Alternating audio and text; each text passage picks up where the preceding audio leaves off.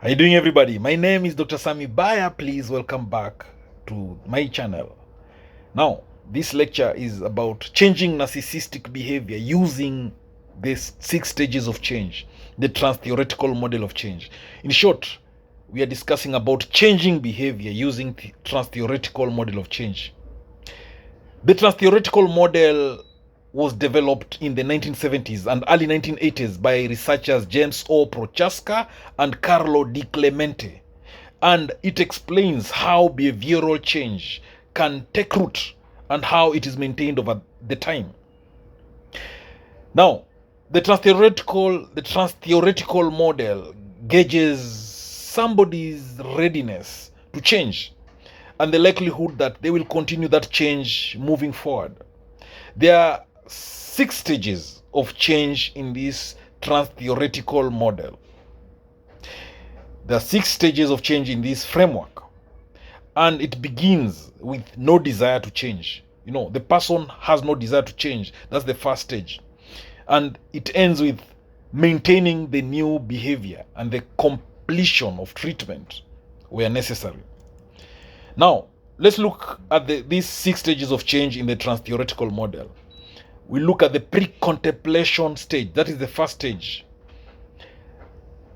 This is the stage where people don't think that they need to change their behavior. You have that behavior and you don't think you need to change it because you are in the pre-contemplation stage. You are in denial. People in this stage, they have not accepted, they have not acknowledged that they have a problem in their behavior, that they have a problematic behavior. Maybe your friends, your colleagues, your classmates, your neighbors, your family members, they have told you directly on your face, or maybe they have hinted that there is a problem in your behavior, that there is an issue, a concern, that something that needs to be looked at. But you know what? You don't believe them in this pre-contemplation stage. People have told you you have narcissistic behavior, but you don't believe them. You believe you're perfect. I'm talking about narcissistic behavior. Now, let's look at other examples like smoking, for instance. You don't realize that smoking is bad for your health at this pre-contemplation stage. Or any other behavior, you don't believe that behavior is bad, but people are pointing it out. Then the second stage is the contemplation stage. Here is where people are starting to become aware that there's need to change their behavior. You start thinking, hey, I need to change this behavior. But you have not taken any steps towards it. It's just in your mind. You are aware. You are thinking about changing your narcissistic behavior. You're thinking about changing your quitting smoking behavior. People can change their behaviors when they want to change. When they believe they have a problem, then they are going to change it. No, you are in that stage. You are thinking that you need to change this unhealthy habit that you have. Now, that indecision is real at this stage of contemplation stage. You are really contemplating about that behavior. You're asking yourself, should you try to change that behavior or not? You're asking yourself, if you lose that bad behavior, if you stop that behavior, what will be different? What will happen in your life? So you'll be making like an advantage and disadvantage kind of list. The advantages of quitting that behavior and the disadvantages. If it's smoking, you're thinking of, if I quit smoking, what are the advantages? What are the disadvantages? Probably in the contemplation stage, you are contemplating as you think with your family members about that behavior. You are thinking with your friends, your spouse, your partners, your classmates, your colleagues at work. You're asking them what might change in your life. So when you'll be busy considering changing that behavior, you'll be visualizing yourself having changed.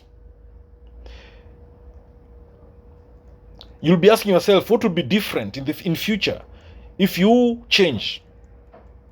So in short, in this contemplation stage, it is the start. It is where you realize that there is need of changing. You've already thought about smoking, quitting smoking, for instance. But now you're not sure whether or not to take action on those thoughts. You're thinking of changing those narcissistic behaviors. You've realized maybe you have accepted that you have a problem. And you're asking yourself, should I stop this behavior? It is internal. You have decided to change. They say narcissists don't change, but they can only change if they want to change. It is possible if they realize they have a problem and they need to change on it. Now the question is, how do they realize that they have a problem? Or anybody who has a lot of those narcissistic behaviors, how do they change those behaviors? Or now you are a smoker, for instance, how do you quit smoking? The third stage is the preparation stage. This is the stage where you have decided to make a behavior change and you are ready to take action. You've decided you must change. You are still in the process of gathering facts, researching about which method you're going to use to change your behavior. You're asking yourself, how will I stop smoking? How will I quit smoking? How will I reduce this behavior? Probably you are talking to a therapist. Maybe you are in a support group. It can be an online group where they're trying to work. You're trying to use this. You're getting information and facts on how you're going to change that behavior you have. You attempt to change your behavior before you are in that situation of changing. Maybe you tried quitting before. You tried quitting smoking before. Maybe you had tried stopping those behaviors that people don't like before. But you now know you need to change that behavior. You're considering that you need to change it. There might be some lack of commitment in this preparation stage. But you're getting information, you are identifying how you can go about it. You're still a smoker, you've not quit smoking, but you're still thinking and planning, you're actually in the preparation stage where, how do I stop smoking? How do I stop this bad behavior?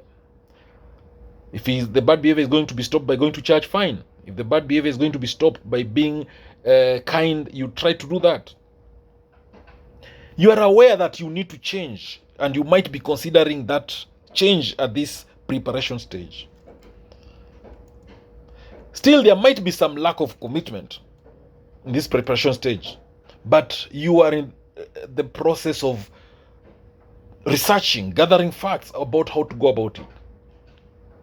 You know that something needs to happen, something needs to be done for you to be happier, for you to live a better life. Then the next stage of change is the action. In the action stage, you are committed to changing this behavior now. You are actively taking steps towards this change. But as you are changing, you are still relying on some encouragement to maintain those changes that you are making. You want that support to make those changes be permanent. You are actively changing, in short. You are actively quitting that smoking. You are working on those, you are actually terminating those bad behaviors. You are actively attending support groups, going for therapy, hanging out with those people, trying to get teachings and actually working on changing itself. You are discussing your new behaviors with your new family, with people, with trusted friends, trusted family. You are discussing those new behaviors that you are having. And you are actually talking about your negative behaviors as if they were past tense. Maybe you'll say, I used to be a narcissist. I used to have a lot of narcissistic behaviors, but I changed. That's a kind of talk of somebody who's actively trying to change. Someone who's actively in the action stage. And you're actually you're tracking your progress. Then the fifth stage of the change, in the change model, is the maintenance. When you've quit smoking, for instance, that is maybe at least 6 months, you can say that you are in the maintenance stage of change. Maintenance stage means that the changes you have made are permanent now. You don't need to be worried so much about relapsing. In the maintenance stage, you are more focused on maintaining those changes you've made for the long term, if possible forever. You want to move forward with the new changes, the new habits. You are trying to reinforce things. You're trying to change your environment.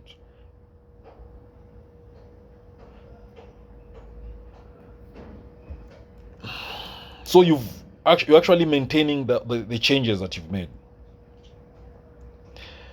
Now, after that, there's the termination stage. This is where you've successfully changed your behavior. And you've maintained these changes for a long period of time, maybe 1 year and above. That means you've reached your goal. If it was smoking, you've successfully quit smoking.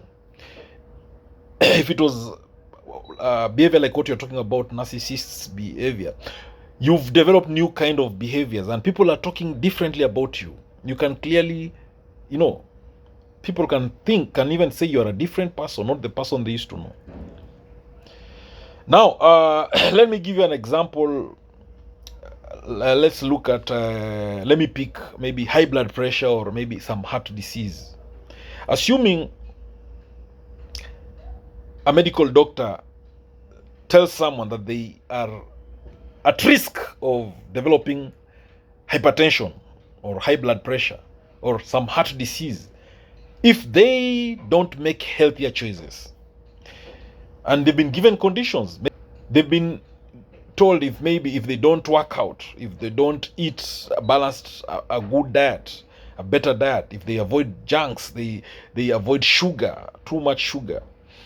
They've been given certain, if they don't do that, then probably they will develop those diseases. The high blood pressure, hypertension, that is, the heart diseases. Now, looking at the change model, the first stage is the pre-contemplation stage. After the doctor has told you that way, you will start thinking that there is nothing wrong with you. Maybe you will say the doctor is overreacting because of just some bad test result. That is normally the first stage, which is the pre-contemplation stage. Then the second stage is the contemplation stage. You start asking people close to you, your friends, people you know, people who maybe had those kind of challenges, the hypertension, the heart diseases. You ask them for advice. So they also start giving you their own version, and they also tell you to about having some good meal, good diet, working out, exercising daily. That is in the contemplation stage. As you start asking for advice, you start actually doing that also. You start doing some kind of you start thinking about it. Then you go to the preparation stage. You start looking up at specific healthy diets. How can you have good diet? You start actively researching on what kind of exercises you'll be doing. Is it long walks? Is it running? Is it aerobics and other kind of exercising, workouts? What will work best for you? You start thinking about that. Now that is in the preparation stage. There's stage 3 of change in the change model. Then we go to the action stage, which is stage 4. Here is where you start having that diet, nutritious meal plan. You start having a daily workout. You do some exercises. You actively try to change. And then the next stage is the maintenance stage. You replace the bad behaviors, the unhealthy behaviors, with healthier behaviors. You join some groups, discussion groups,